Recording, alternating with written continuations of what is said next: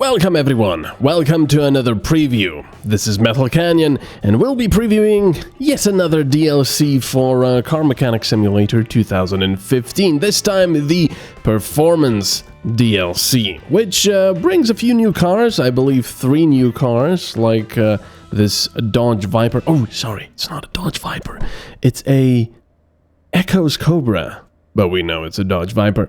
This Dodge Viper and similar. I think there's also a BMW-alike car, like a E46 something. Anyway, and also a lot of performance parts, for example.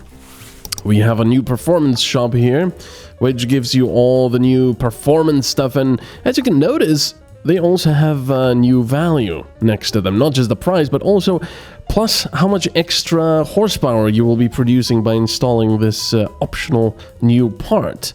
And some of this stuff doesn't really make sense, like the, for example, I don't know, let's see, where was it? I don't know, like the ignition wires, for example. I mean, okay, I mean, I don't really know if you could actually produce more horsepower by buying new leads. Maybe if you're, I don't know, just very, very debatable. I don't think you could, but anyway, there's also the power steering pump, for example, plus 1.3%. I don't know how that works, but I'm guessing the power steering pump needs less power to power it, and thus, you know, taking less HP from the engine. I don't know. Doesn't really matter. But anyway, you know, it doesn't really matter. What we're looking for is more parts, more cars, and stuff that we can, you know, customize our cars with. There's even Malak performance parts, believe it or not. So anyway, you can see that all these performance parts have a nice silver, black, and red color scheme, which make them, you know, look nice and cool and aggressive in some parts. And well, yeah, there's also new cars, as we said. Now this one is a customer car, so this one is not a car I have bought, but for example, I have bought this car on the auction, and it's in very, very bad shape. And what we can do is, I've already bought some performance parts for it, so what we can do is simply take off the old parts and the carburetors as well, and then put on performance parts, which are here. Now, unfortunately, one of the annoying thing is that every time you put something on, the optional parts are always on the right. So, for example, if I take all of this off, all of these carburetors and filters, you know, in order to replace them with performance parts, I will always have to scroll to the right to get to the stuff I want. So when I actually, you know, play this for a bit myself, I was confused. What? Where are the performance parts? And then, ooh, you have to scroll. So yeah, that's a little bit of an annoying part, but hey, that can be easily fixed. So anyway, we are putting on the optional performance parts. As you can see, they're very shiny, very new, and very cool looking. And frankly, a bit of a waste on this, you know, old and tired engine, which would need a complete rebuild and repair. But well, there you go. We can put these on. And of course, as we put these on, the engine will have more power, more horsepower. I also bought new leads, I believe, so let's put new leads on. There we go. There. Now the engine already looks a bit cooler. Now another new thing is, and that's not all, is you can move the car to the dyno. Yes, so we can actually see how much power we are producing. So let's go to the dyno. Unfortunately, it's quite loud. Yes, it's very loud. So let's do a test run. See how much horsepower we get. Yeah. 163 horsepower from this old inline 6 engine. Well, considering it's so old, it does not have an ECU, and the game does tell you that. So we have to do the carburetor tuning. Now, the carburetor tuning and the ECU tuning are pretty much the same, except that ECU tuning has an additional block over here, an additional, you know, thingy. And basically, this is a mini game where you have to get these as high as possible and all in a straight line. And you know, it's one of those where you move one block and it moves the others in some ways. So it's just a mini game. I'm not really a huge fan of mini games. I don't really have the patience for them, but there we go. 18%. I guess. Wait a second. That's the maximum we can get, isn't it? Yes, it is. So why is the air-fuel ratio not optimal, or does that just say it every time? Okay, so now we've got plus 18% and we can do another test run.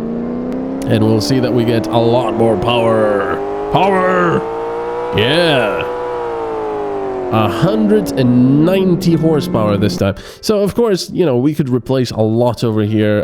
We could replace other things as well. And also, another new thing that's in this DLC is, as you can see, F1 to swap the engine. Now, this car has only one available engine, which is the, you know, original one. Of course, if you do swap it, it'll say it's already in the car, so you can't just go, oh, you know, I don't want to rebuild the engine, I'll just put a new one in. So that's unfortunately not possible, but yeah, you can at least see what values the original engine has. So, you know, 152 horsepower and 160 newton meters at 5,000 RPM, and we're already way past that. So as you put new parts in, your horsepower increases. Unfortunately, I didn't really see the car value increase by tuning it. Obviously, the car value will increase as you put performance parts in, and man, this car is in a bad shape. However, if you just chip tune it, or, well, I guess carburetor tune it, it doesn't seem to really increase its value. So it's something just for you, I guess. And I'm saying it's something just for you because there's another new thing. We have a drag race, a drag strip. Look at that. So I can select the Sakura GT20, which we have parked in our garage, or, well, in our car mechanic shop, and we can do a drag strip race. Or, well, it's not really a race because we're not racing against anyone. We're racing against ourselves, against our time. And this is basically just like the old factory test track, except that you also have to shift yourself. So, a bit like Need for Speed, those drag racing stages. I can't remember, I haven't played Need for Speed in a long time. So anyway, you know, we do acceleration and gear changes. So let me just do this, so we start. Come on, still spinning, alright. And of course, because we spun our tires, the back tires a little bit, the car wasn't straight anymore. Come on! Oops. Turning too much there. Come on! 5th gear! Almost 6,000 RPM, and there we go. And then we lose control of the car. So with faster cars, you can actually crash into the wall, but it doesn't matter. So we spent 29.8 seconds for a kilometer, or 16.5 seconds for a quarter mile, and 9.6 seconds to 100 kilometers per hour. Not very good, but hey, it's an old car. So obviously, you know, you can try to beat this time by installing more performance parts and so on and so forth. Unfortunately, it's not really possible to turbocharge or supercharge your engine if the game does not, you know, deem that is appropriate, I guess. So you can't just go, oh, I will buy a supercharger now and install it. No, the only thing you can do is really just install. Oh, geez, this loading was long because I have so many cars. What you can do is just replace parts with existing performance parts. So, you know, I can't really say, oh, I'm going to add a turbo here. No, it doesn't work like that. However, if you wanted, let me just, how do I move a car from the garage? Oh, do I have to visit the parking? Okay, I guess I have to visit the parking. Right, so let's go to the parking garage and get one of the cars that I parked over there. The Reno. Oh, okay, that's how I do. You just, instead of visit the parking, you just click on it. Okay, so here we go. We have an engine here, and it looks quite good. And that's because I use the swap engine. There we go. And for this car, we actually have an option. The normal inline 4 or the turbocharged inline 4. And obviously, it produces...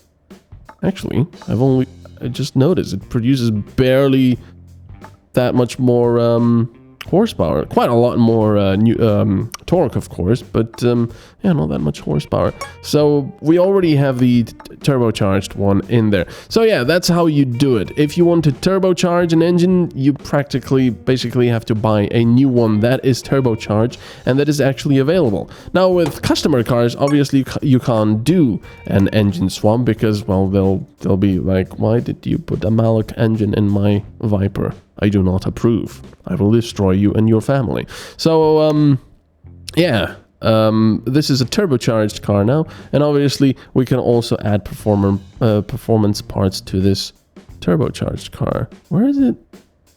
Where is it? Turbo. Where's the turbine? Is it underneath?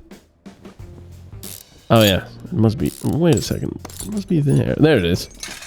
So yeah, we can also buy, you know, performance parts for this one. For example, the turbocharger. And I believe there's also superchargers. Nope. Huh. There's no superchargers. Interesting. Okay. I thought you had also supercharged stuff. But anyway, we could buy this for 1,200. However, I've already spent quite a bit of money. The engine swaps are very, very expensive. I believe this was like 20,000 or something. And it didn't really increase the value of the car that much. So it's something for when you have a lot of money, I'm guessing. Now this is almost 1,400. And if I swap out the turbocharger. There. Let's put the optional one in, which is black and aggressive and performance oriented. Come on. There. Let's put the exhaust back on. And now, well, 700-800-ish more. What's really? But how much was the turbocharger? It was a 1,200. So yeah, not exactly sure how you can make money exactly with that. But let's put it on the dyno. The original turbocharged engine had of 156-ish horsepower. How much does this one have? 162. Yeah, didn't really do that much. So now we can do the ECU tuning, which has more bars and is more complicated, and you know, just takes more time. And I don't like spending more time on puzzles. I don't have the time for it, or the patience. 4%, there we go. It's like a free part. Yeah, 168. All right, let's get back to the garage. Now, obviously, you can still sell these cars and such. And of course, now that we've, added more performance, this quarter mile would probably decrease slightly. However, there is a problem with quarter miles. If you have a very powerful car like this one, for example, let me show you. Echo's Cobra, aka the Dodge Viper. The cars do not really have, well, any traction control. Obviously, you'd want to turn off traction control, but it's quite a pig here. The tires, I guess, were not pre-warmed by doing a burnout at the beginning, and they're also, I guess, road tires. So if I do this, it's going to be quite a handful.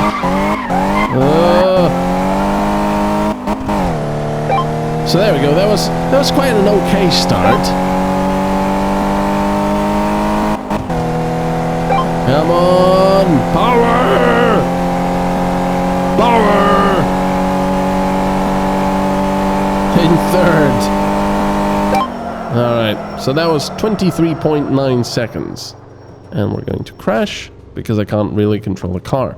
So yeah, this was okay, but this car has around 600 horsepower, I believe. Now, if we were to take our own car like that and put in a turbocharged engine, or a well, I think it's just turbocharged, and we wanted to tune it and add performance parts, you would get to around 1,000, perhaps even more, and the car becomes almost completely impossible to control in first gear. at the start. So either you feather the throttle or you start in second gear and then, you know, your times suffer. So that could, you know, use a little bit of work. But there we go. Performance parts, dynoing, you know, new cars, 3 new cars.